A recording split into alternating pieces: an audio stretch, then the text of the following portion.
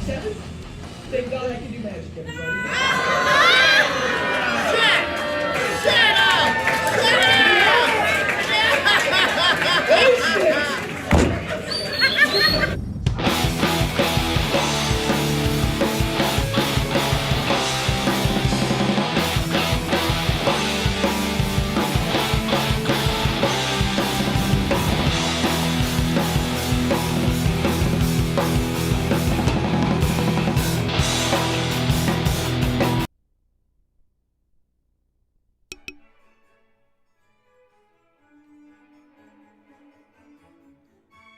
It's time for Magic Method, everybody. Let's get this rolling.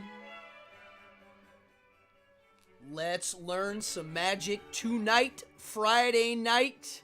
Come on in, folks.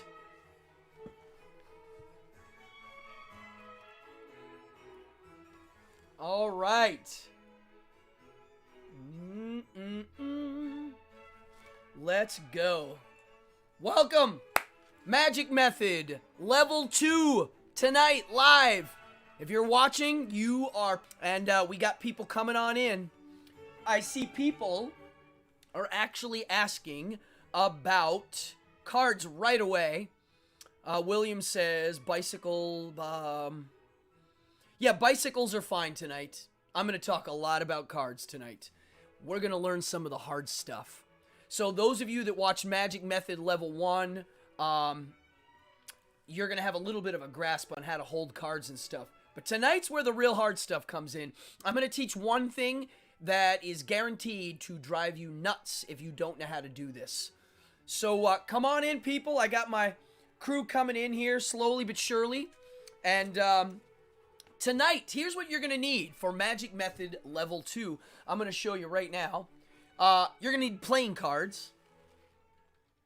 And my favorite brands, I'm going to show you right now. I use Tally-Ho, mostly blue, but yes, red. B cards, these are brand new. I'm going to open these and break them in for you and show you how I break in cards. And then you're going to need coins. I prefer silver dollars, but you can use half dollars if you want. Half dollars will do. They're a lot smaller, if you look. And quarters will work too, folks. And if you're wondering what the heck this gadget is, I'm going to talk about it. It's a very useful thing if you are a card manipulator. I stay away from gadgets like the plague, but I do like occasionally some extra help with things like that. And this gadget here, I think you can make one of these at home. You can make these, and you can buy them for pretty cheap.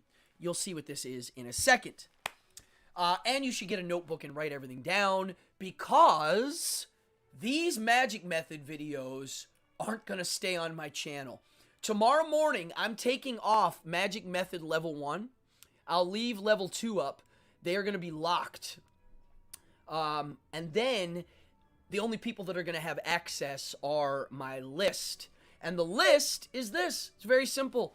If you notice on the screen, in the bottom corner, there's a little box.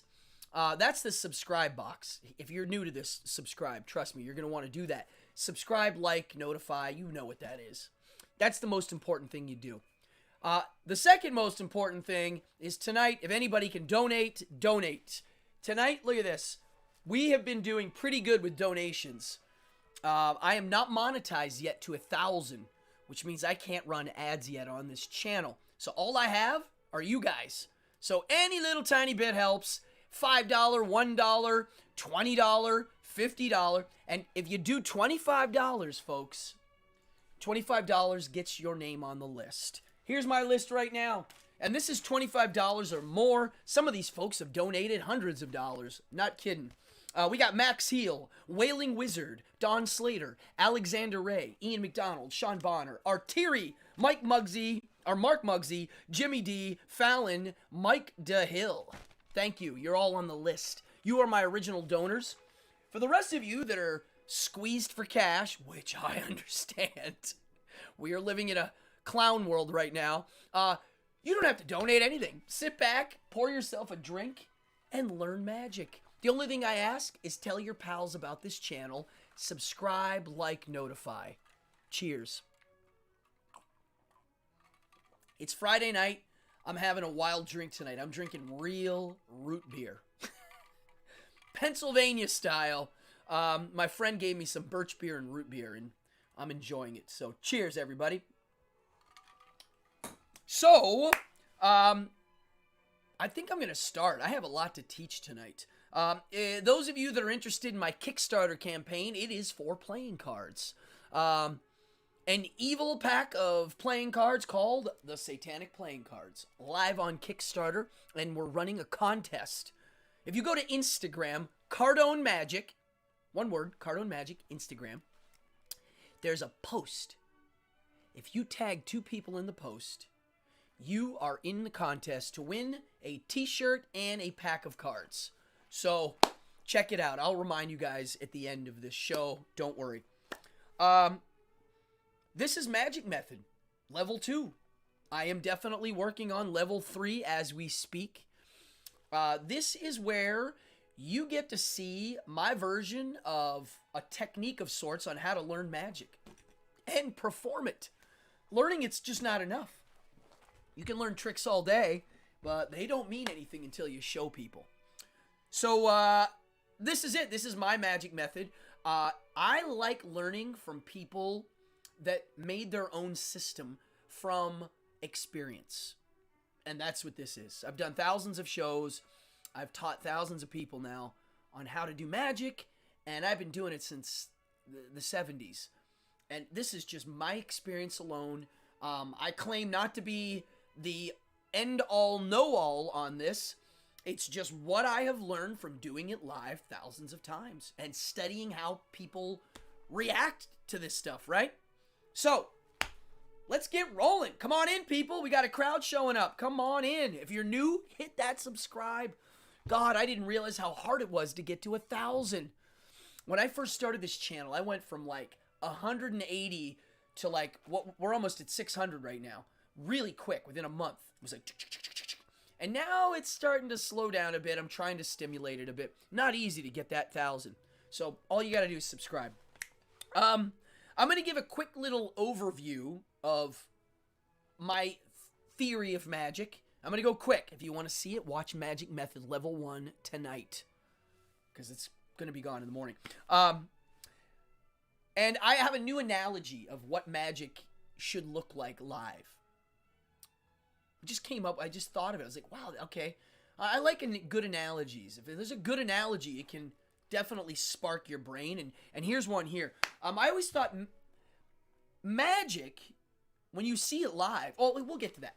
Let me go over my personal rules, because it ties into this. So here it is. Last night or Wednesday, I went over this, but I'm going to add to this now. Here's the real list. The first rule of magic is keep it a secret. It's what makes it unique in the art form world. It's the only art form that has legit secrets. Now, you're like, well, you're giving away secrets tonight. That's not true. I'm not giving away secrets. I'm teaching.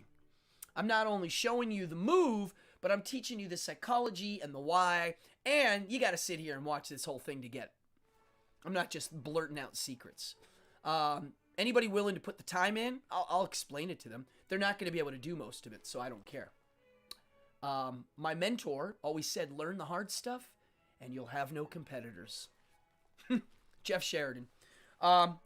The second rule of magic is practice. Why? Because if you don't practice and you mess it up, they learn rule number 1, the secret. Very simple.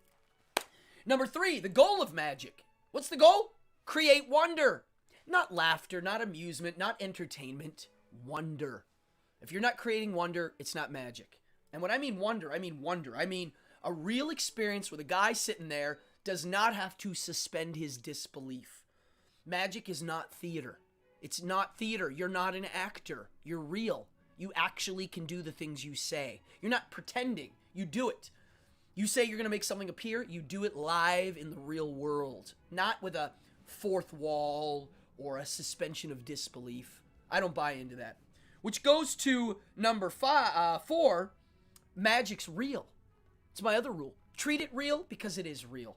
You're not an actor playing the part of a magician. You are a magician. You embody it 24 hours a day. Okay? Here's the next one. 5, no gimmicks. Don't use gadgets. Why? Well, I do use gadgets occasionally. I try not to use any. My theory is if you make a mistake using a gadget, you will not be forgiven if they catch you, the audience. If you slip up with sleight of hand, they'll forgive you, just like if a juggler drops a ball. Second, it forces the performer to be more creative with their problem solving. They're not relying on a gadget. They're relying on the routining and the timing to make it a jazzy little routine, right? All right, here we go. Number 6, less stuff. Eliminate, and clever kills. Get rid of it. Make it simple and streamlined. Not keep it simple, make it simple. Number 7, when you're performing for people, first make friends with them, then perform, okay?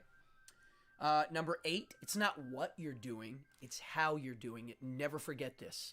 You can do the most basic magic trick like the one in my that trailer that you see before the show of everybody going, ah! I'm literally doing a card trick where someone picks a card and I find it. That's it.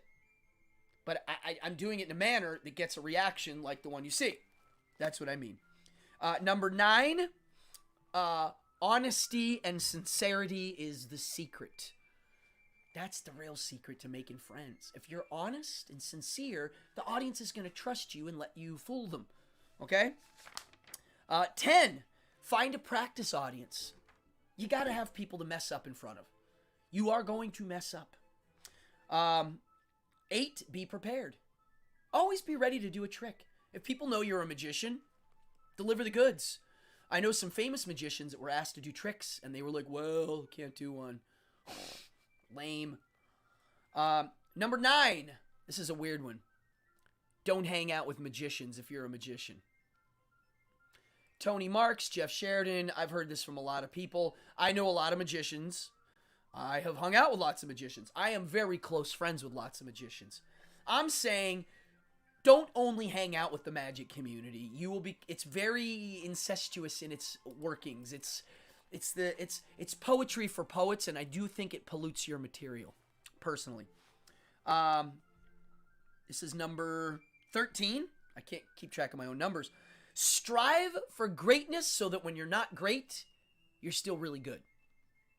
I don't have to explain that. Magic is, here's another one. This is number 14? I don't know. Magic is an extrovert art that attracts introverts. That's not good. You've got to live a full life, integrate it into your act or your art, and show. You have to show. If you are truly an introvert, you still have to be introverted enough that it's loud and interesting. Okay? 14, 15. Secret moves. Don't rely on sleight of hand alone. Make sure it's blended into the plot and structure of the trick. It will hide the moves in many layers. It's a little complex. 13 or 14. This is 14 now. I keep adding. Be the archetype they want and then exceed. They all have an idea what magicians are like. They know that magicians, do certain things like with playing cards. Magicians do this kind of stuff, right? So you should be able to do it. You should go, wow. And then you go one step farther. You take the cards and you throw them and make a whole nother stack of, go one more step farther. And, oh, geez, Louise. Now, what I'm doing now, we're going to talk about tonight a lot. We're going to talk about how to start learning how to do this. Now, you're probably not going to be able to do this right away, but you will be able to do it eventually if you put an insane amount of practice involved, okay? Because if you want to be able to drop cards and continuously make them appear out of thin air with your sleeves rolled up, there is a will and a way to do this, and you will be able to learn it eventually. Okay, there's going to be cards everywhere tonight. I love it. There's a pile of cards already on the floor. So those are my rules of magic. I stick to them. Another rule is I try not to use tables. I have lots of little ones. I am a fan of creating a code of ethics that you create and sticking to it. I do it in my daily life with normal things and with magic. So I hope you enjoyed that list. Let's get to... Oh, my analogy. Magic is live and real and creating moments of wonder, and you are a superhero. It is like watching jazz. The saxophone player Coltrane, yeah, he's got a structure, and then he just goes nuts, and these things are flying around, right? Magic looks like that, but it's not. It's like playing jazz, right? They see a jazz player, but it's actually underneath the surface that they can't see, a very complex piece of classical music, where every beat and timing and pause should look like it's just natural and real and happening in real time and not planned out. How many of you have seen a magician make a mistake in a show and you know it's part of the act? Right? No good. That does not create wonder. That creates, you know, like when you see a comedian and there's the kinds that get acknowledgement laughs, and then they're the ones that deliver real belly laughs. Do you know how rare it is to get the real belly laugh? At least for me, it's very rare. Usually it's, ha-ha, I get your joke, right? That's how I look at this.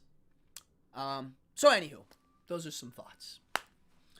All right, yeah, we're going to start with card stuff tonight, guys. Bust out your cards. So the two types of cards that we use, at least I use, are these kind here. These have a border on the edge. And these are B cards. They do not have a border. When I am doing card tricks for where, you know, you walk up and someone picks a card and then they write their name on it, I use these. And the reason, I'll show you. If you have a playing card like this with a white border, and here's a pack of them, okay? If you reverse, I'm going to reverse the whole stack. Look, you can't tell that that's reversed on either side. But look what happens when you do it with B cards. The ones that don't have a border, like these, watch, I'm going to reverse a whole bunch. Look at that. You can clearly see on the edge, half the pack is reversed. So, what that means, there's a ton of card tricks where these B cards for up-close magic is terrible. Now, I've had magic gigs where I do use these for close-up magic. I just adjusted my tricks. When I'm doing this fancy stuff where I'm making them appear, I exclusively use these. I do not use palming cards. I don't use the special cards they sell in the store that are thin and have flesh-colored edges so that it hides. These are way better, and I'll explain why. So we're going to start tonight. You know what I'm going to do? I'm going to get rid of that card there. It's ripped. I'm going to change my program a bit here, and I'm going to break in a pack of new B cards. I'm going to show you how I break them in. Let's say I have a job tonight, and I got to go do one, and I need to do the fancy card productions. Well, a lot of guys take B cards, and after about 3 hours of shuffling, oh look, after you open them, tear off the little ears on the box. I leave the plastic on. This is in my Magic Method 1. You should all know this. Get rid of the index cards and the jokers. And now you have a brand new deck of B. And they're really easy to fan in this level. And they should, you know. So here's what I do. To get them ready, I shuffle. That way. And I break in the back this way. I'll do 10, 15 shuffles this way.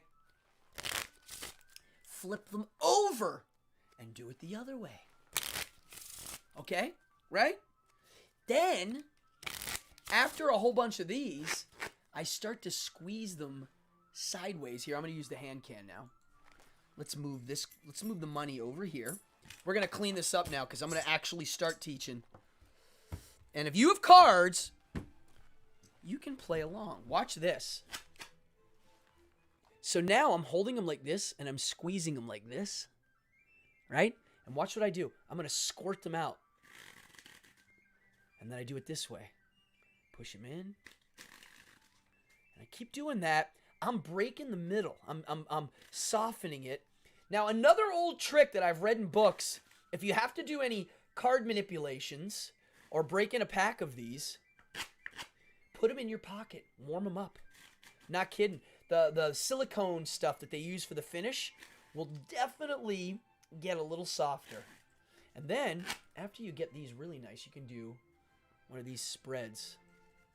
And this is how I break them in. And then eventually, they'll start to feel good. Here, I'm going to start now. Here, I'm going to pull this back. So check this out. These are, literally, you saw I opened them up. They sell special playing cards where the magician is able to palm them because of how thin they are. They're like paper. So a deck like this would be almost 2 decks of those cards. They're a little smaller, easier to hide, and the backs are flesh-colored so that when you're learning how to do these kind of things, you don't have to worry about the edges because of the color. Well, I'm here to say that that's a bunch of malarkey because whenever you have a color, I'm going to do this up close now so you can see. Here, let's do it. This is hard to see, actually. See this card? Look. You see those big, ugly corners sticking out? Yeah? All right. I'm going to show you something. I have a pack of cards here that have a black border. What's black looks in your hand? It looks kind of weird. It's got like a weird dark spot look, right? Watch what happens to red when it moves. When it's moving just a little bit, it definitely blends in. It like blends into your pink skin. Even people that have darker colored skin, this works. It definitely blends in. Now watch, I'm going to show you something. If you want to learn this move, this is Magic Method Level 1. I explain this. And the reason why I teach it on the first one is it's a move that a lot of people know about. It's like people that aren't magicians know about taking a card and making it disappear in that man. Ooh, where'd it go? Actually, here, let me use the older cards for this. When you do this move, if your hand is moving just a little bit, the corners disappear if they're visible. I can do it where you don't see the corners anymore, and I can do it with multiple cards. Right? And then tonight, you're going to learn how to produce them one at a time. And we'll get to that. So, get your cards out, shuffle them up, break them in. And I'm going to use B's, even though normally, I would use Tally-Ho for some of the things I'm going to do right now. But let's use some B cards. Let me put these over here.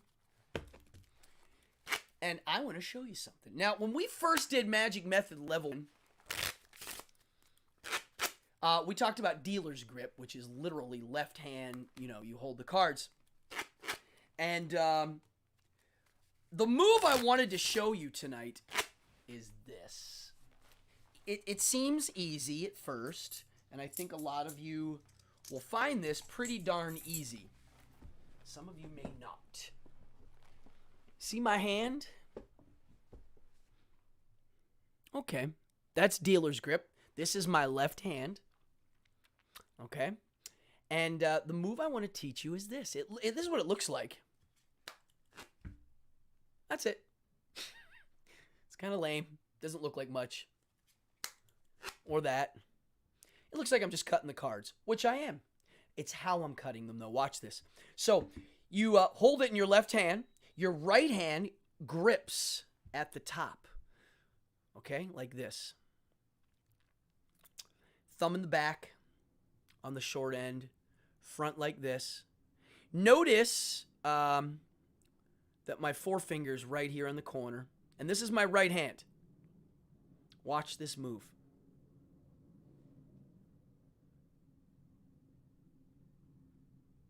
Okay, look, watch. Pinky's not involved. Forefinger, ring finger go in opposite directions and pivot on your thumb. If you're having trouble, one of the little ways to cheat this, make sure your thumb's a little deep. Watch my pointy finger. You can lift up and then over and extend it. Okay? Now, this is how it starts. Dealer's grip, overhand. This is called a swing cut.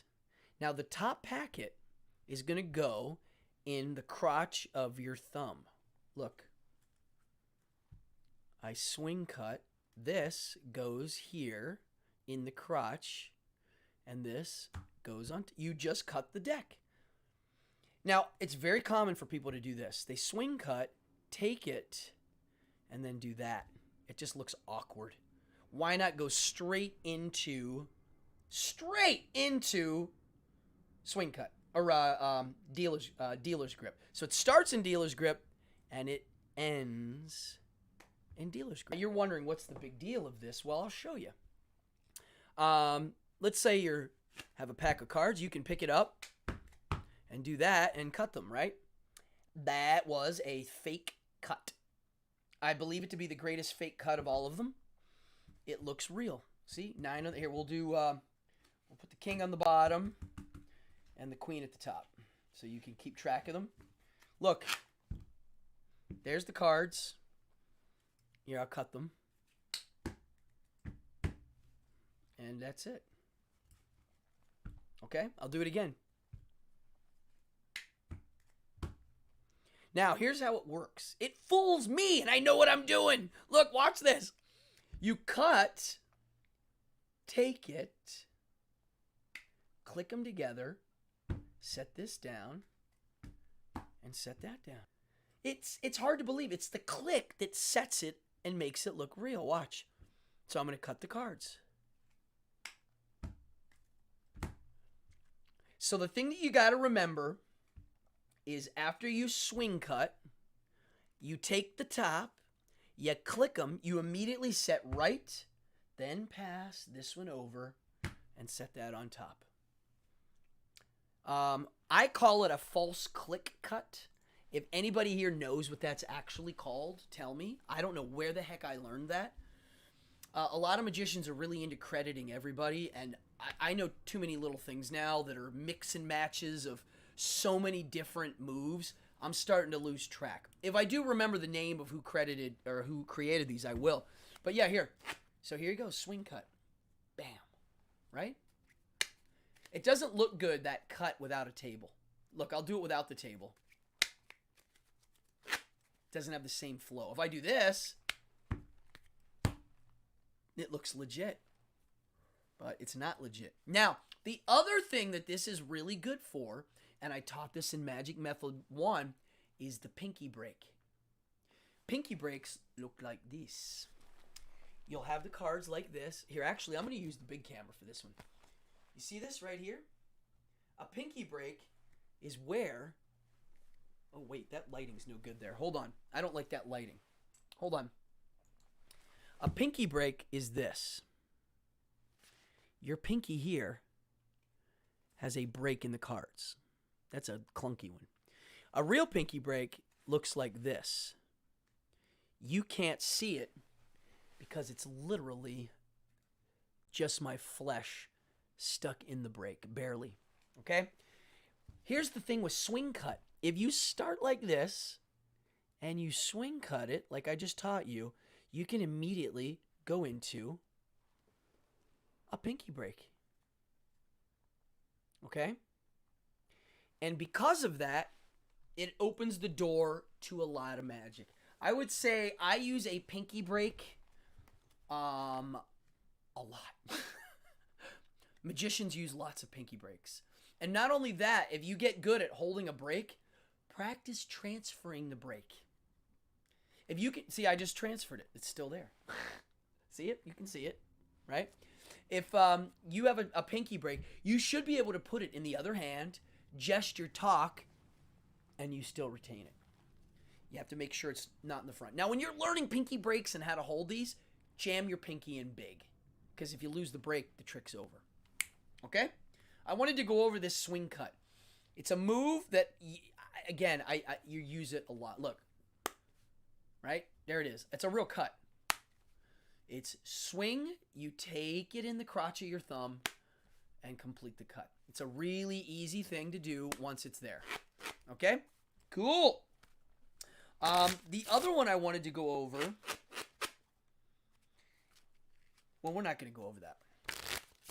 We're going to now get into the good stuff. The one that everybody asks me to go over, which is card manipulation, which uses these. Now, I've been shuffling these for only a few minutes. I have been accused at being full of myself on how I accomplish this with brand new cards. I told this one magician guy, I was like, I use regular B, brand new, and do my manip act. And they were like, what? I was told when I was a kid that when you get Bs, to break them in, you take a ruler, you scrape off the finish on both sides, you put it in a bag, put the cards in, shake them up, then you put the cards together, and you do this, and powder goes everywhere, which now we know is not good for you, talcum powder. And then they're ready to fan. And they're not as slippery. They're a little like stiff, but yeah, they fan. Now, I don't do that. It's too much effort. My theory with playing cards is whatever you get used to is what you're going to be good at. So I decided to get used to newer cards. Now, I like them broken in a lot. I can palm way more. But watch. When I used to work at this one restaurant, I did my manip act as part of my set exclusively, and I would use brand new Bs. That's a brand new deck right there. Literally brand new. And they're stiff still, but your hands start to get extremely strong. Okay? Are these the good ones or the old ones? I can't tell. That feels old. That feels old. That feels old. Yeah, these are the new ones. Now, I'm going to talk about a card press. So this thing right here is called a card press. And all it is if you have old... when I do regular magic shows with Tally-Ho, whenever I'm done, I just give the cards away. I literally go, here you go, and I make somebody happy. These I don't always give away, the Bs. It depends. Sometimes I do shows where I throw them all over the place, and they're all over the floor, and they get dirty, and they're done. Sometimes I forget them. But a lot of times, I will reuse them, and that's where this press comes in. If they're really old and broken in, and you put them in here, and you crank it tight and leave it for a day, it squeezes them and makes them crispy again. Now, I'm going to show you some really neat trick with this. It's made out of metal. They make wooden ones, too. I'm going to unscrew this and open these up now. Look at this. So these are old B cards that I, broke in a while ago. All right, watch. When I take them out, look. Oh, there. Yeah, look. It's in two clumps. That's one. That's a deck right there. Look. Oh, now it cracked into two. They stick together a little bit. Look at that. Listen. It sounds like a block. Look. And then watch. You'll hear them crack. Now they're ready. Yeah, look. Oh, yeah, these are like really good. This is more than 52. This is like 60 maybe. So that's a cool thing. You squeeze them and they kind of feel new again. You know what? I'm going to use these to teach tonight. And the new ones, I'm going to put over here. Guys, any questions, let me know. When I'm in magic teaching mode, I can go for hours. It's the thing I know the most about.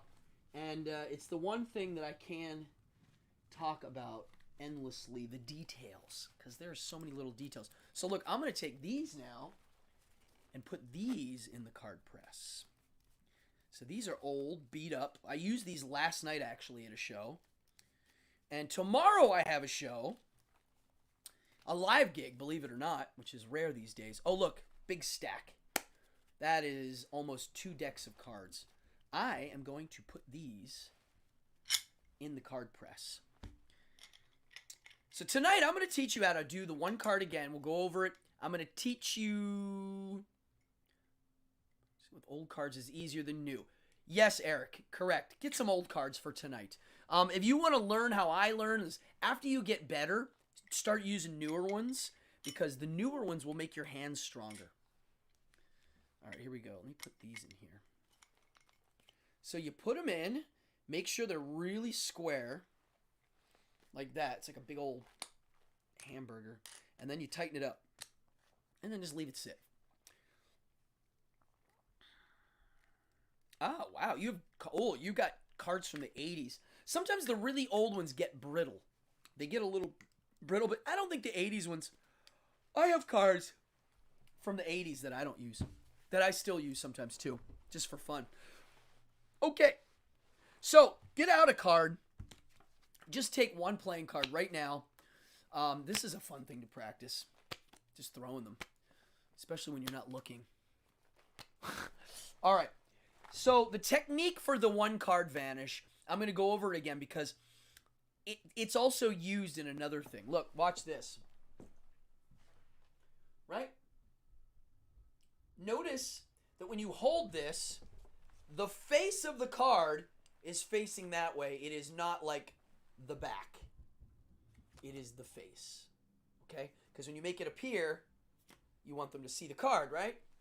So check this out. Here's what it looks like from the back. You hold it with your fingers at the edge, thumb in the middle, your forefinger and pinky leave, your middle and ring roll Spider-Man mode, like that.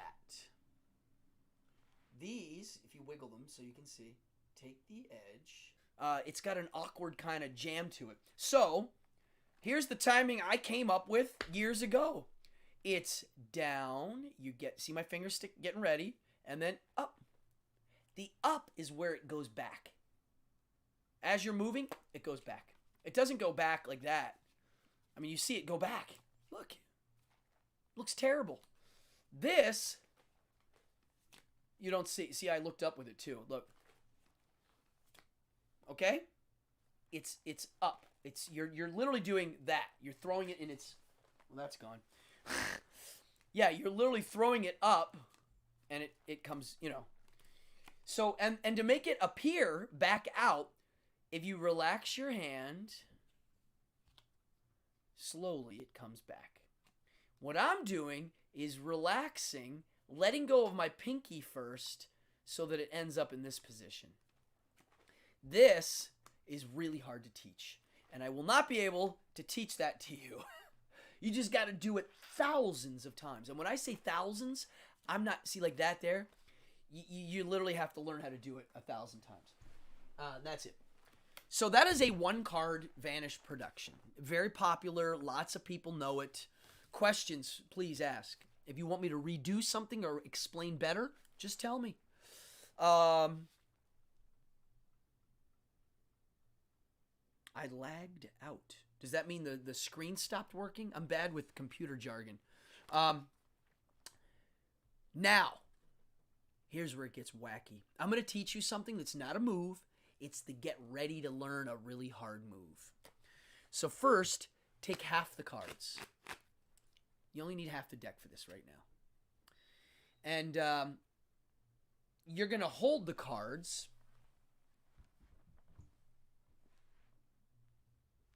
like this. I'm going to do the hand cam now. Okay? Exactly like that. Finger on the sides. Okay? Thumb kind of deep. I'm not holding it like that. I'm holding it like that. Ah. All right, so it got logged out. Wonder what that is. Does anybody know what happened? That's interesting. Oh, it skipped. Oh, okay. Well, here, it's easy. So here's the hold. It's hold at the edge. Finger here, right? Leave. You're just holding at the tip. You roll your fingers in. This is the Spider-Man part. And then these two grab and open. Okay? And the farther you grab, the more you can get the corners to vanish. You don't want this. You don't want that. See how it's sticking past my fingers? Right? Oh, it froze up. Okay. So now you're going to take half the deck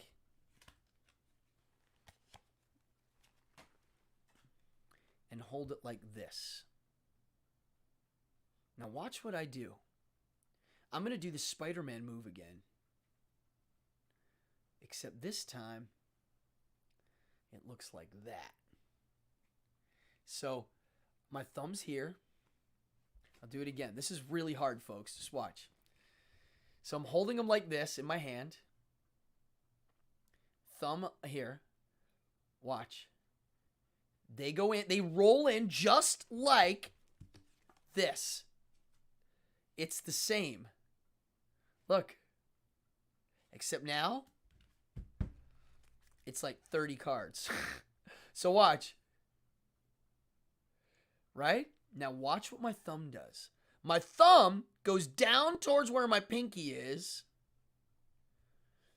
And my forefinger here gets out of the way. And they get fanned out. It's hard to do it that slow. Watch. It looks like that. I'll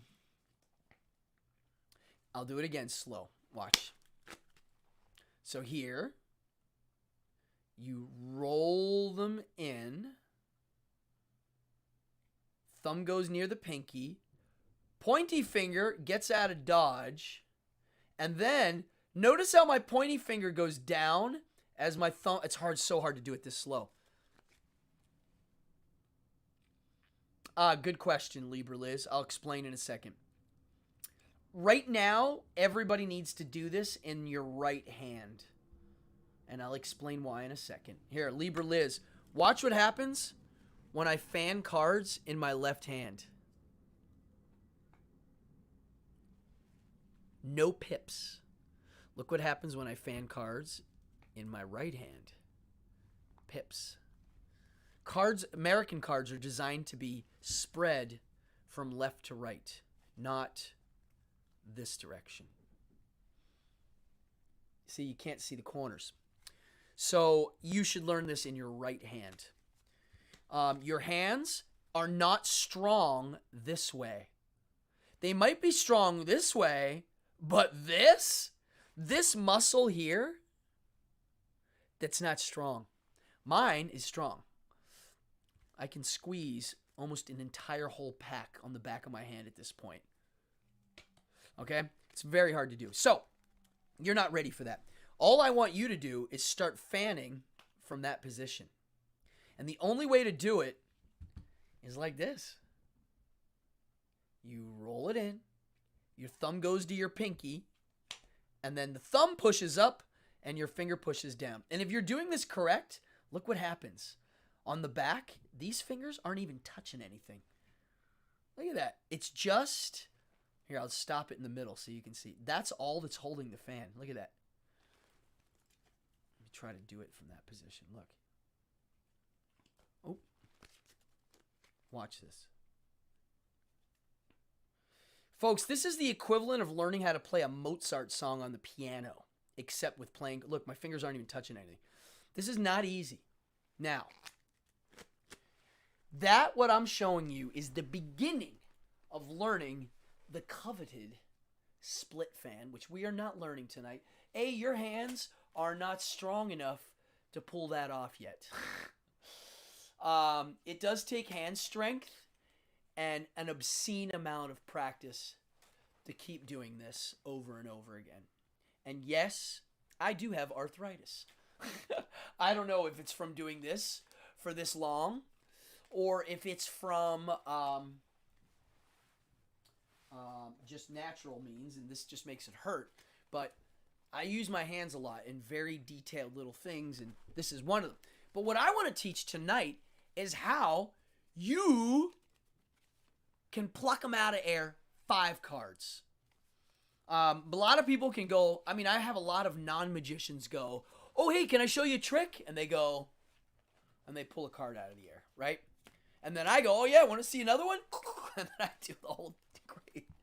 That's why I like this, because people that even do magic like this one, because most magicians can't do this one. And I understand why. It's a little bit of a maddening process to get good enough, not just to do it, but to do it live. It took me years. It took me a good 5 years before I was like, I can do this live now. I'm totally comfortable busting out card manipulation live. So I want to teach you how to do 5 productions. 1, 2, as this might be 6, but that's okay. This is what it'll look like. You'll show your hand. 2, 3, 4, 5. What the heck, 6. Okay? That's what I want to teach you tonight. So take 5 cards. Actually, that's 6. We'll do 5. 5 cards. Any cards. Doesn't matter. And stack them. And then, hand cam time. Hand cam. Watch this.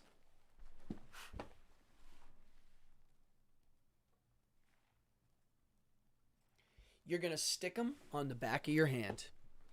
Okay? All 5 cards. Notice, here, let me switch my body position here. Notice they're not sticking out like that. That looks terrible. I'm going to make them ugly for a second, just so you can see. All right, see how ugly that looks? You can see them clearly, right? Okay, there we go. Now, just put them there. That's it. You just stick them there and feel it, and feel what it feels like, and also feel what it's like to squeeze your hand together in this position. So you're going to put them, cheating. This is cheating. You're just like doing this and getting it in there, and you're going to feel it, and you're going to, you know, in a mirror or your iPhone, if you want to film it, put your hand out like this and relax. Now, even if the corners are sticking out a bit, you have to be confident to know that A, if your hand's relaxed and you're moving a little bit, you can't see it, even with up close. Okay? It's they're there, but the movement really makes them invisible. It has to do with the pattern on the stupid cards. It's kind of a miracle. So, okay, there it is. Now, here's how you pull it out. When I first learned this, now mind you, I learned this stuff from books. Do you know what it's like learning these things from a book? Good Lord. It's not easy, but it does make you a better learner. I learned a different method, which was this. It looks, I don't even know if I can do it anymore. Let me try. It looks very different. It was the Howard Thurston version of the card production. It looks like this.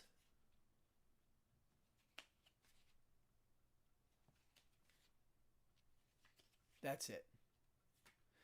Now, here's my problem with it. When you do this, you literally are closing your hand.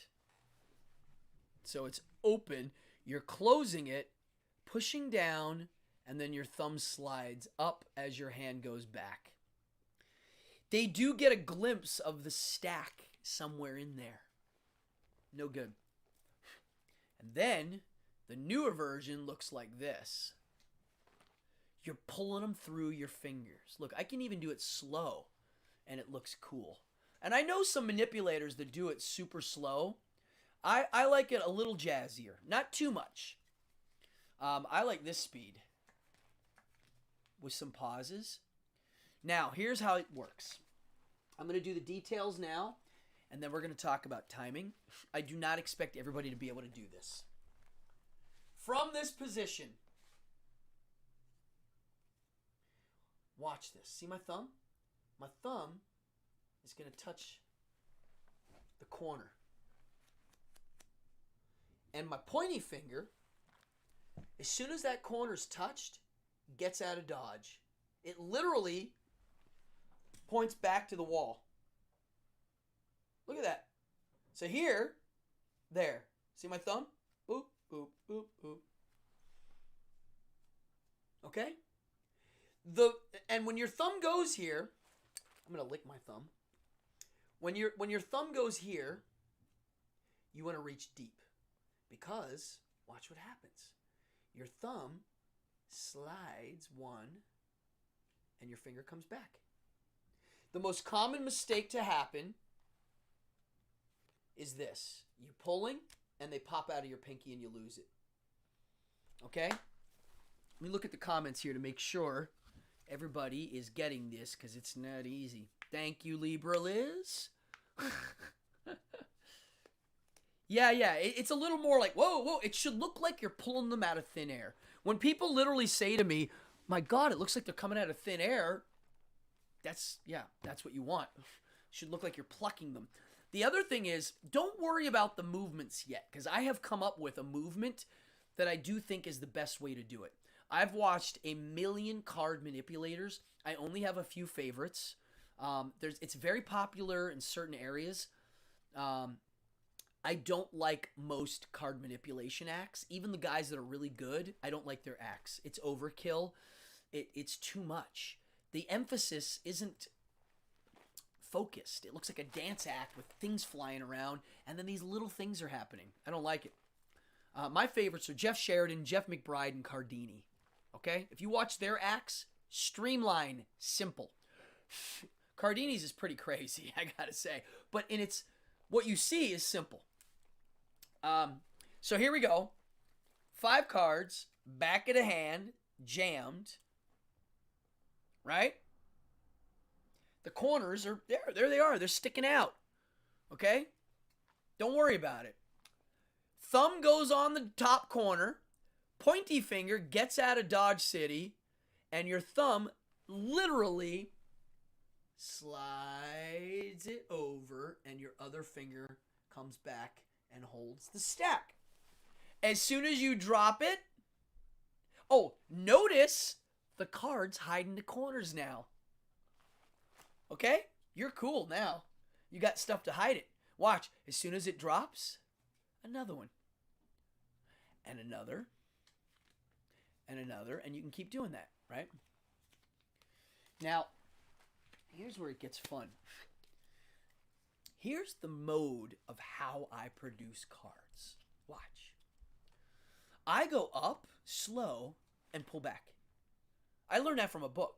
It should look like you're pulling them from something. Not just, they're not popping into view. It looks like you're going like that and pulling them out of air, right? So I go up, pull back. Up, pull back. Now the reason why I move up or out or back is the movement hides the corners. They actually make cards that are flesh colored. And I think you can see them more than this. There's something about them. There's some fake thing that pops. Because it's red and it moves, I don't know what it is. It's a great optical. So I go up and back. All right, that's 5. After you do 5 and you're like okay at it, add more. And you keep adding more. I think I now can I can back palm. This is more than a deck of cards. This is like a deck and a half. I can now back palm an entire deck of cards. I've been doing it for a long time now. And my hands are strong. I'm going to do a close-up once. You got to see this. This is probably when my hands hurt. I have this lump that's a muscle. It's hard to see here. Let me see.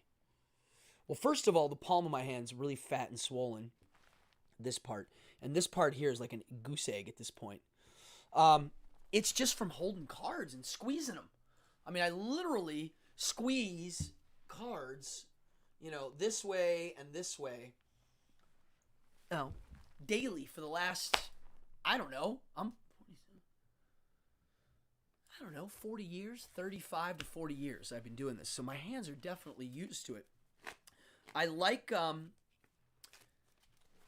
card productions. I think they look magical.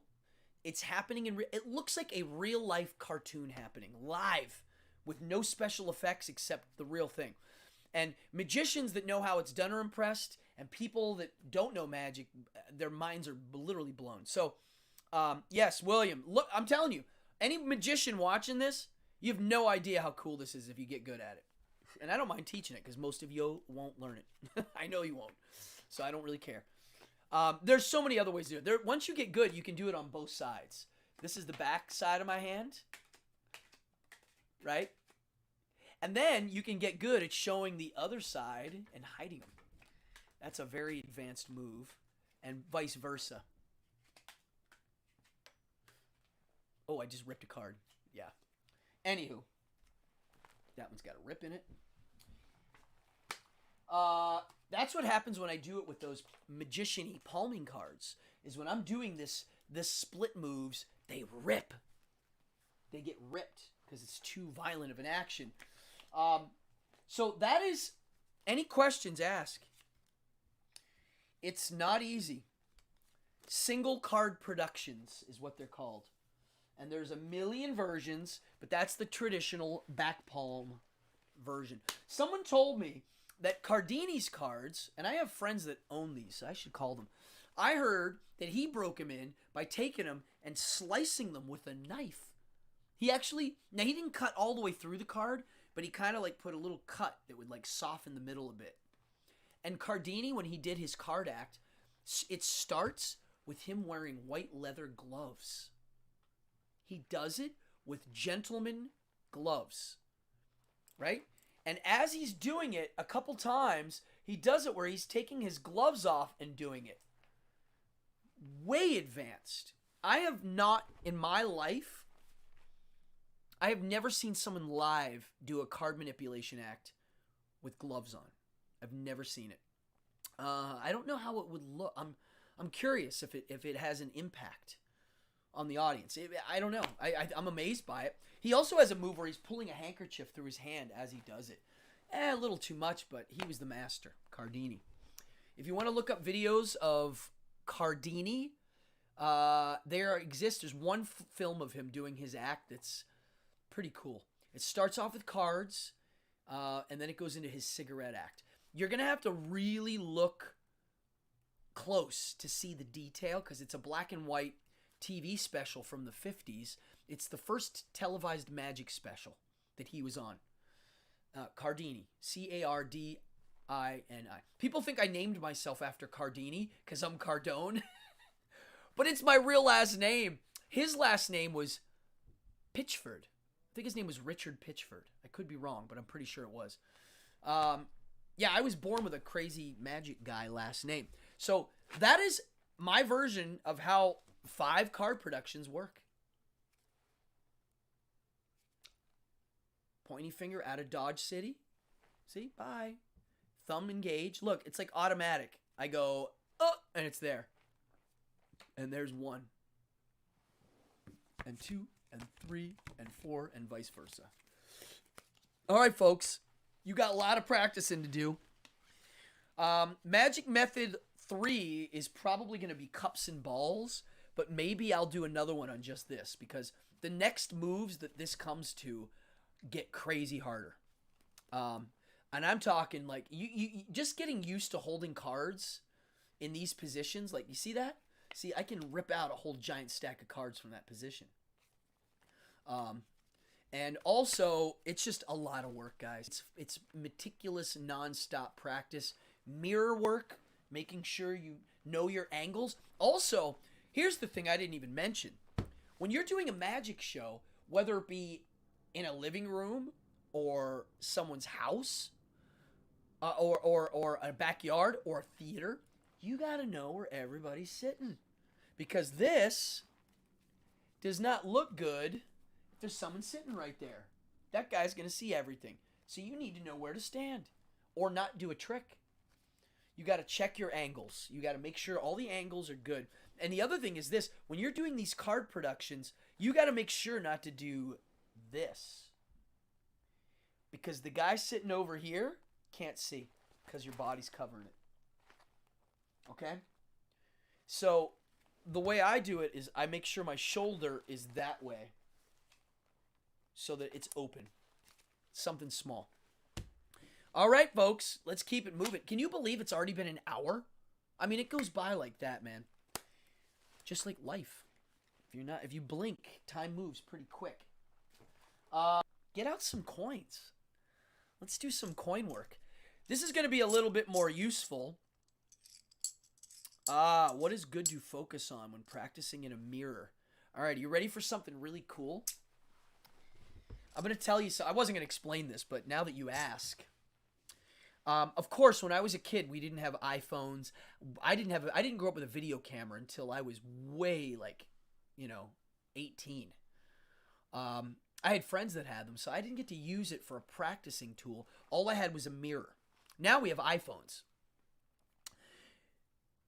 Whenever you do a secret move in Magic, and I'll do one now. I'll just show you. Magic Method Level 1, I taught a thing called the French drop, which is this, where you have a coin, and it vanishes from this hand and reappears in this hand. You can do it this way.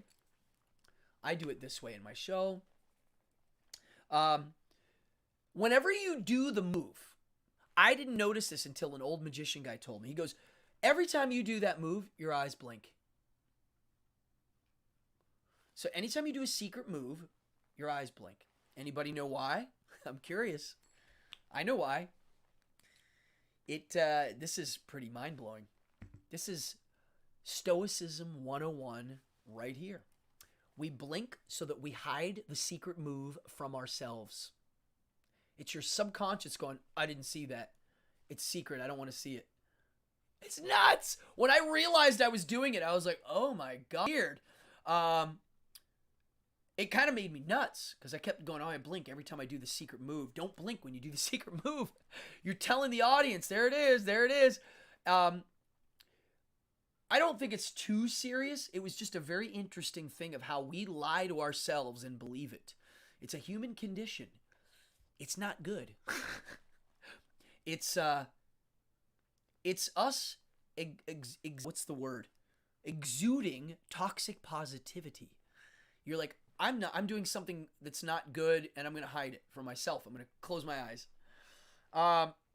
So, when you practice in front of a mirror, try not to blink. Also, yeah, William, it's weird. Yeah, humans are weird, man. So, on the note of that, what I wanted to talk about today, not the French drop move. Not this. Not the move. It's in the other video. I want to talk about two. It did it again.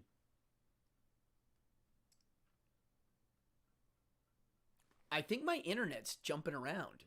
Let me know if it just, I saw it. I'm still learning how to deal with technology here.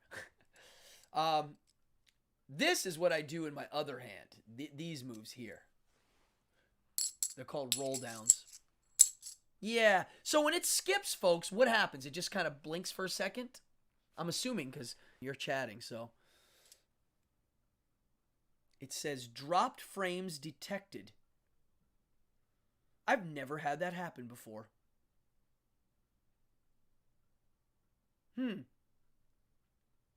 Well, I'm very sorry how to begin to address that. There's a little note on my Streamlabs. It says dropped frames detected. Nothing I can do. I'm going to keep moving. Let me know if it gets worse. So thumb palm is this. Everybody, take a quarter. Take a quarter.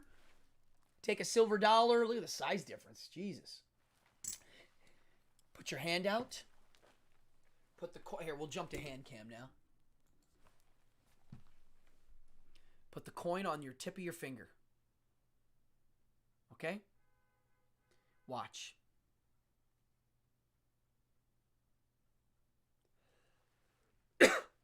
That's thumb palm.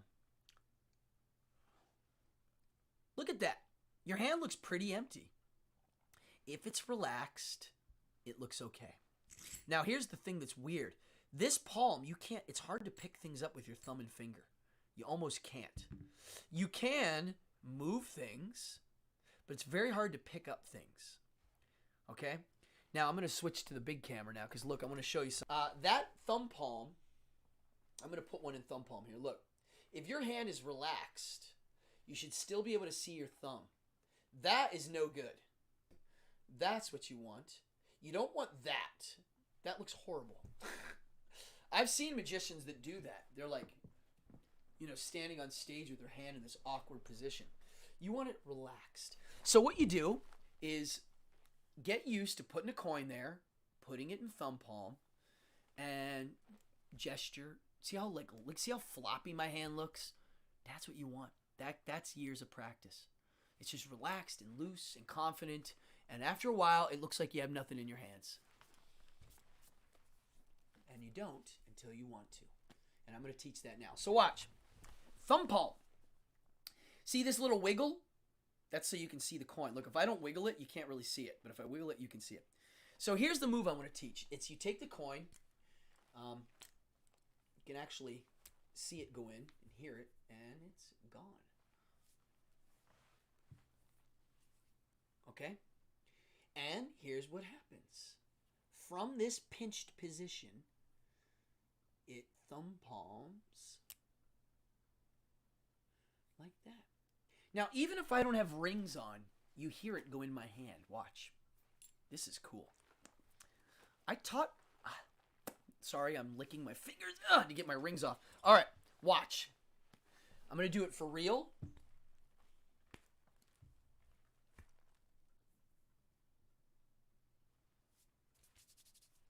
Okay? Here's how it works. You take the coin, pinchy fingers, and actually throw it in there. Practice the timing. See how this hand just kind of flopped down there? Right? Watch. I mean, that's it. It's gone. It's not here. It's actually over here. Is it still doing that? Let me know, folks, if it's still doing it, because that sucks.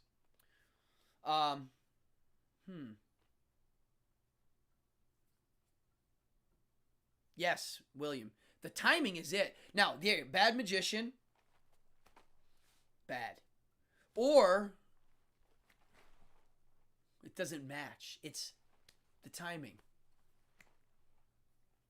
They swear they saw it go in. Now, I'm going to show you my favorite move. And you can even use this as the opening move to make the coin appear. Okay? Here it is. So it starts in thumb palm. Michael Lamar wiped clean. I'm crediting the creator. Here's what it looks like. It looks like you're wiping your hands clean. And a coin appears. And the move is this. It's genius. You have the coin here. Notice, too, I turn a little bit this way, so it makes it more... like you can do it here. I mean, it's still hidden. But I'll turn a little bit. This comes out. And because of thumb palm, your fingers are clean. You start at the top of your palm and brush down. As soon as you're here, you flip this way and cover the coin and brush the coin down into finger palm. Okay? So it's here, and you're going... Okay? Look, I'll do it again. Look, this is so cool. Look. Down, down, down, down. And however you want to make it appear, I don't care. Sometimes I do this, and then I make it look like I'm taking it out of the hand. Sometimes I'll do this. I'll brush it. Oh, wait, hold on. Now and then I'll come up here, and I'll go like this, and I'll make it look like I'm holding something, and then I'll wiggle my hands, and the coin appears. There's a million ways to make a coin appear. Once it's in finger palm, you can just pull it out, whatever you want. The cool thing is with finger palm, watch this. So here's thumb palm. Down, down, down. 1 second, and then you make it appear. You actually, by doing this move, you're technically showing your hand empty. And Ramsey's subtlety, I believe it's called. Ramsey's subtlety means you're able to like flash your hand empty because it's in finger palm, it's hidden. They see this empty, it looks empty. Finger palm 2, which is the 3 fingers holding it, is great because you can pick things up. You've got a picker-upper, right? Finger palm, see? Thumb palm, kind of awkward. a little hard to pick up a mug because you can't open. You actually, when you're in thumb palm, you can't do that. You're already, it's just there. It's hard. You can use your fingers, right? Finger palm's awesome. It's one of the better palms because it's a cups and balls. When you do the cups and balls, it's very popular. Now we're gonna move to the big boy, and I don't want to go too late tonight. We're gonna end with the hard one. I'm gonna put my rings back on just because I'm more used to doing this with rings. Rings and coin magic are not friends because of talking. Talking is what we call when you have something in your hand and it makes noise because of the coin hitting it, right? It makes it harder. But I'm a weirdo. I like it harder because it makes me better.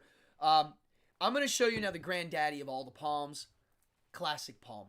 It's the one that's the hardest. I'm going to move to hand cam now. You can do this with quarters. I do not. I use silver dollars and half dollars. Classic palm looks like this. Here. Before I do classic palm, this version, I want to do the stand-up version, only because this is the one a lot of you are going to use. It looks like this. You show the coin, you show your hand empty, you put it in, and lo and behold, it comes back. Now, it looks just like this kind of a thing, but it's very different, and I'll show you why. It's actually extremely hard.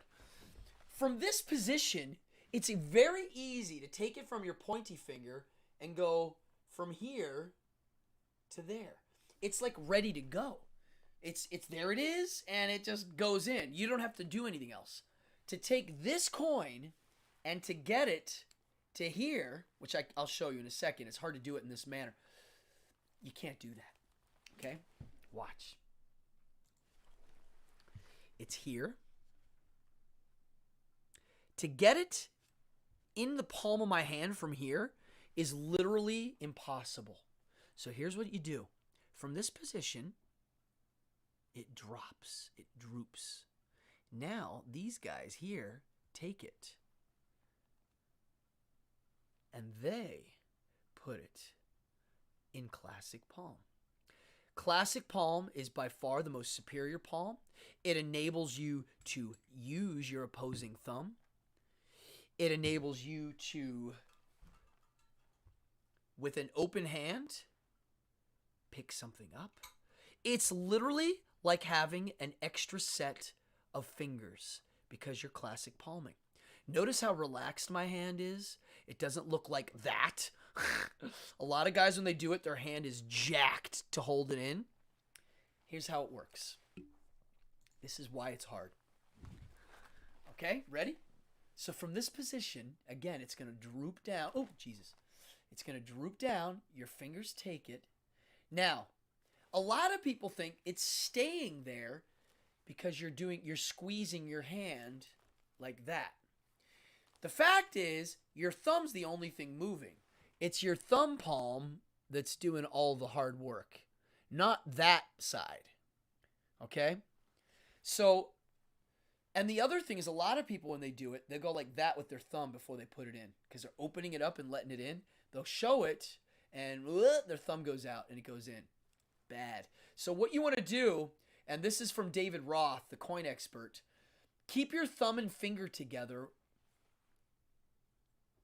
Keep these together when it goes in. It'll enable it not to happen. You can open your hand pretty flat. I mean, look.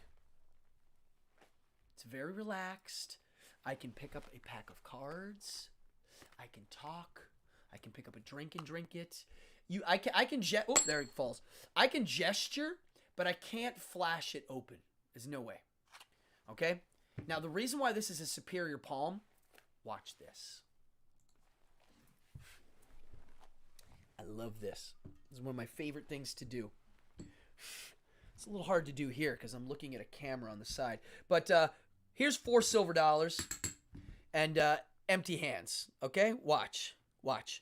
That's 1, 2, 3. Last but not least, 4. Watch.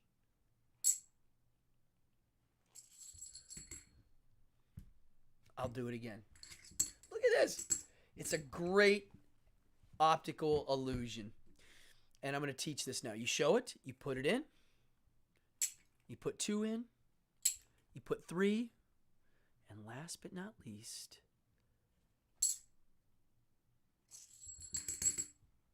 now, this palm is superior because once you get 1 in place, you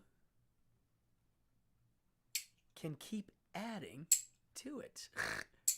Folks, it's not easy to do. It took me a long time to learn it. I don't mind teaching it. Start learning now. There's 1, 2, 3, 4. It's like having another hand. I never get to show this to anybody because I do magic shows, but I got to be honest. I like showing it to people if they are curious of learning because it's a modern marvel here. Oh, no, it's an ancient marvel. And so here's what this requires. And I did learn this from a David Roth lecture. Oops, not that. Wrong camera. Whoa. Whenever you do this move, you can't just do it. Like this, I can just do it. It goes right in. This one requires a finagle to get it in there. So, it's timing. Okay? Here's the timing. Show, empty, in. When you show it empty, that's where you're doing the boop, boop, boop. That's where you're getting it ready. And then, you put it in. You know. If you were going to do it for real, it would be here, here, there. There, there, there. Let me get another coin. And another. And then last but not least. And then they're all gone. Right? Oh, good night, Daryl. Yeah, watch it in the morning. Yeah, it'll be up till tomorrow. Yeah. This is, I learned this version of, I think it's called a Click Pass. I can't remember the name of it anymore. It's in Bobo's coin book. The whole like adding coins in. There's another version that's even harder, which we're not going to get into tonight. It's a different version, actually. It's basically the same trick with test conditions. You go, look, I've got, how many are in each hand? It's 2 and 2. 2 silvers in each hand. Watch. 2 there, clearly. Okay? Clearly 2, and clearly 2 there. Watch. There it went. All gone. All gone. We're back. That is a very difficult palm system. That is classic palm mixed with Hanpen Cheng. That's what that was called. It's a really funny word for what it was. Very kind of a complex little move. A lot of things going on at once. I'm not getting there today. I wanted to show you how to do classic palm. It was one of those things I always wanted to learn as a kid. You hear about it, and the old wives' tale is to master classic palm is to stick one in your hand, go to bed, and one day you'll wake up and it'll still be there. That's how classic palm should be. See how relaxed my hand is? Very relaxed. Now, I don't do the bed thing where I go to bed and leave one in, but I do leave one in my hand a lot and do things around the house, drink, hang out. It's something I do a lot, and it's made me a better classic palmer. I can classic palm now coins, little balls for cups and balls, a lot of things. Bottle at it. Did it do it again? I keep seeing these skippy skips. The only way to get good at it is to really make it part of your life. Your lifestyle. You have to practice a lot. And if you incorporate it into your daily life, well, what the heck? It's easy. When I'm driving around New York City, I am a New York City driver. I'm tired of the subways. I've been riding them my whole life. I don't mind driving around New York City. Parking sucks. Finding a bathroom sucks. But I enjoy it. I'd rather listen to my own music, talk to my friends. And when I'm at a red light, I have coins in my car. I have cards in my car. I have cards and coins everywhere. I'm constantly drilling moves. I'll be driving with the coin palms. You know, it's a lifestyle. I read something recently. William will like this. Yes, large coins are better for classic palming, but if you decide to use quarters, you will get good at quarters. Just pick one thing and stick to it. A lot of guys like half dollars. I don't. I like silver dollars. I hate half dollars. I'd rather learn it with quarters actually than a half dollar. I can do it with half dollars. I learned on half dollars, believe it or not.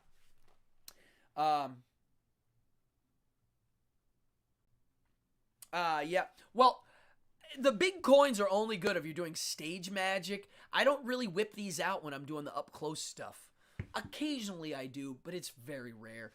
They look magician-y when you whip out big silver dollars. If I'm going to use silver dollars in a show, I literally make them appear, or I pull them out of my, whatever I'm doing, and I let them look at them. I go, here. They make really fancy trick coins that are hundreds and hundreds of dollars, and they look just like this. I don't bother. I don't care. I can do fun things without the trick coins. There are moves you can do with trick coins that look kind of crazy, but I would prefer to learn this kind of stuff. I think it looks better. I came up with something. I'll show you. Let me step aside here. This is something I came up with years ago. It's a little bit of a system for magic. Here, I'm going to pull back a bit here. And I'm going to tilt the camera up just a little bit so I can demonstrate this. But it looks like this. You have a... it's a silver dollar. Look, it's the move I taught in Magic Method 1. Keep your eye on that coin because it's not really leaving the hand. See, it stays in the hand, but actually it's done with 2 coins. 2 coins. And if you watch, 2 turns into 4. And it's a system I came up with of using palming as opposed to trick coins. You don't need the trick coins. You can do it with the real ones. The old wizards came up with it like that. It also forces you to be more creative. What was I going to say? I had an analogy. Oh! This was the Seneca analogy. What was I was going to make a really cool Seneca analogy about something. I have to learn how to talk and then do comments. I always get like, "Oh, I want to answer the comment." I'm learning. Yeah, you got it. Thank you. Yeah, you're welcome. Oh, here's what it is. I remember now. So, reading all of these ancient philosophers, I've come up with this concept, and it's not my concept. It's a famous concept, but I kind of now understand the nuance. But if you ever want to change yourself, get rid of a bad habit, learn a new skill that's really hard, or get healthy, anything, you got to literally change your belief system. Which is why if someone has a bad habit, it's hard to break because their whole being is based around a character that accepts this situation, this lifestyle, this choice. And they surround themselves with people that also have this belief system. So when you want to change, it's a little hard, man. Your identity's tied to it, your belief system. So for me, when you're learning hard stuff like this, you got to make it part of your belief system, your identity, your character. You put it in your daily life, and it gets easy. It's not that hard anymore.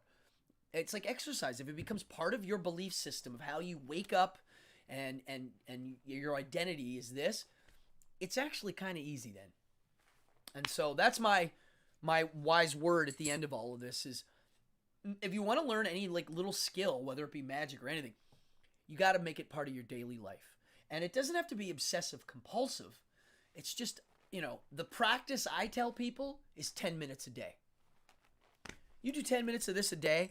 If you sit for 10 minutes and go down, grab with these fingers, tuck it in the palm. And you do this for 10 minutes a day. Down, in the hand, gone. Tilt this down. See? If you do this 10 minutes a day, all of a sudden, it starts to feel natural. And that's what it requires. You need flight time. People that are experts at things early, they're missing all the nuance. You can't. You can't learn how to play Mozart in one night and expect it to be detailed and good. It's impossible. And if someone does pull it off, usually they are missing a lot of key components. You need flight time, practice, and those rules that I gave you at the beginning all help. Magic's real. When you put the coin in your hand, it disappears and appears in the other hand.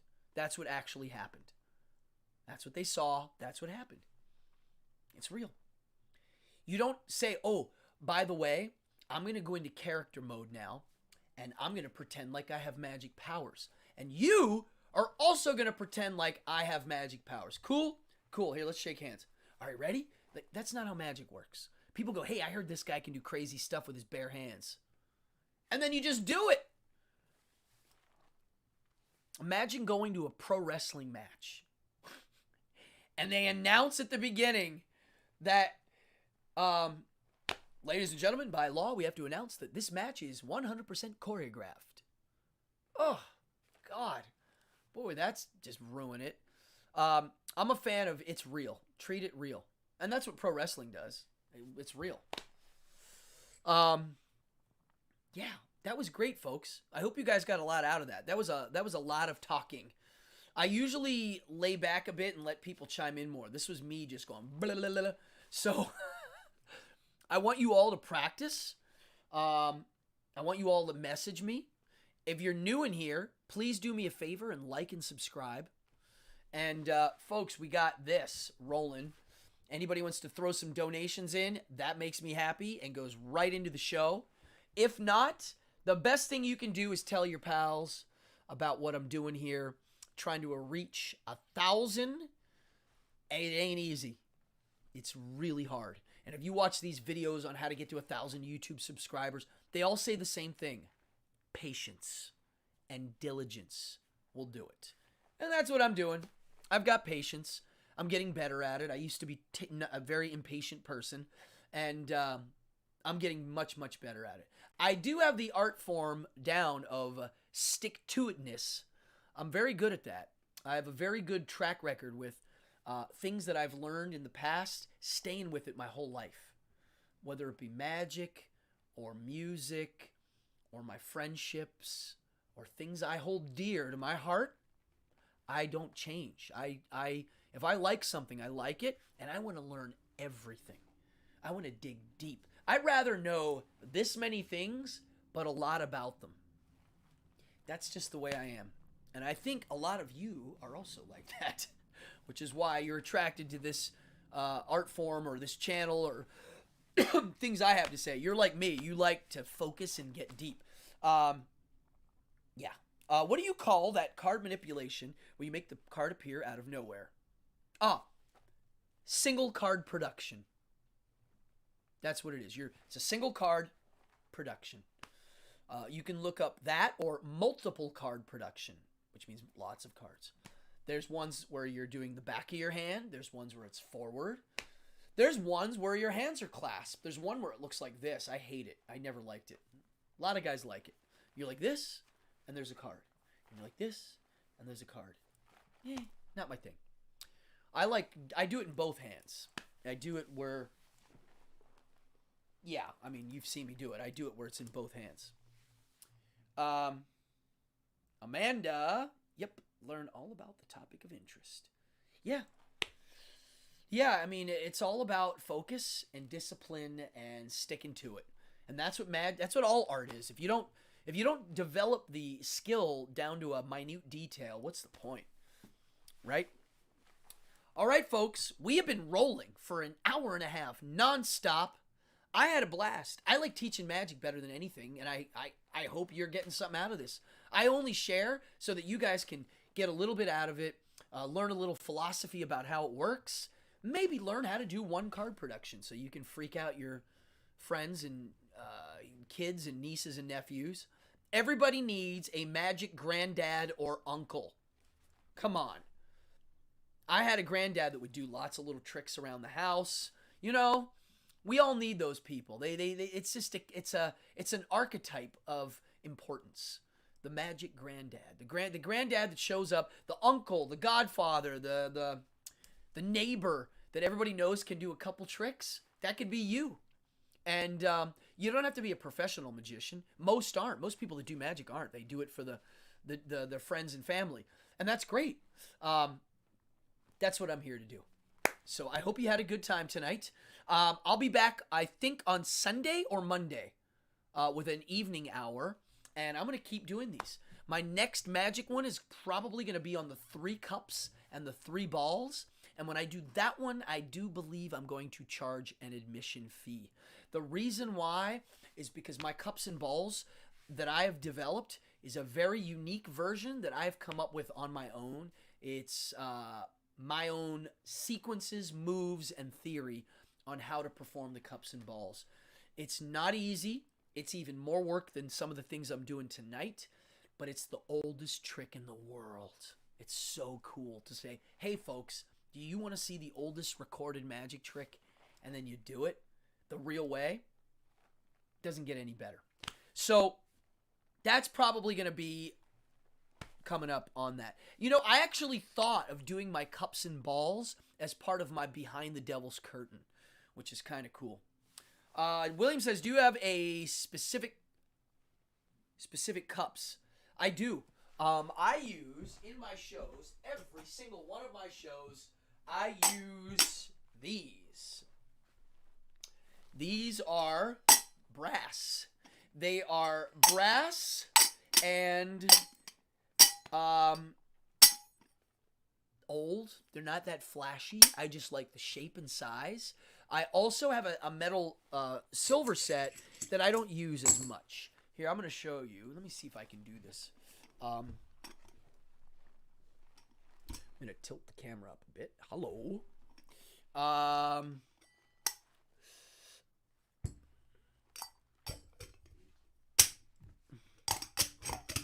Watch.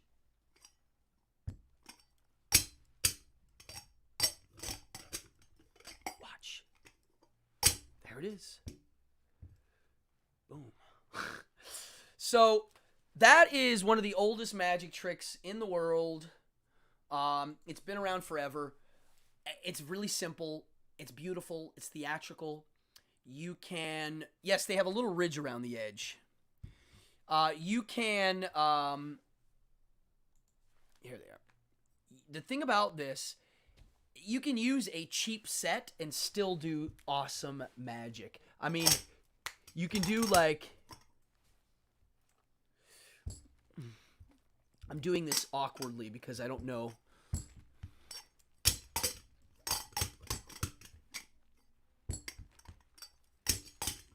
I'm showing you now stuff that's actually not even in my show.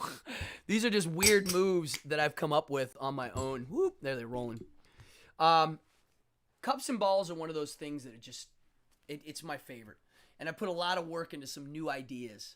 I don't use all the props most guys use. I don't use the wand. I do it barehanded the whole time. And on that note, practice, and I will see you here at Cardone Entertainment. I don't have an outro for my magic method, so I am going to show my trailer for Behind the Devil's Curtain, which is my flagship show on this channel. It's the one that I'm most interested in producing and developing content for. It's where sleight of hand and forbidden knowledge come together to make real magic. And when I say real magic, I'm not kidding. Okay? That's my favorite thing here. So I might do the cups and balls on that show with some other things added. The occult history of what this is.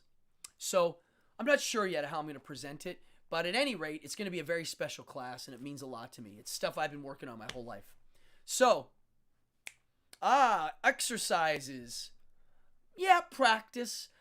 You can get the hand squeezy stuff. Those little grips, that definitely can help. I do a lot of push-ups. I do push-ups on my fingers. I do push-ups on my knuckles. I play bass guitar. I do a lot of hand things, so my hands are very part of my daily life. I actually hurt this hand a couple weeks ago skateboarding. I surf and skateboard a lot, and I get hurt sometimes, so it's a little scary. But, you know, strong hands are good. You guys are a great crowd. You ask cool questions, and I'm really thankful that you're here. Everybody, my name is Cardone. I'm going to leave you with my Behind the Devil's Curtain trailer, and I'll see you here live on YouTube. Awesome, everybody. Bye-bye.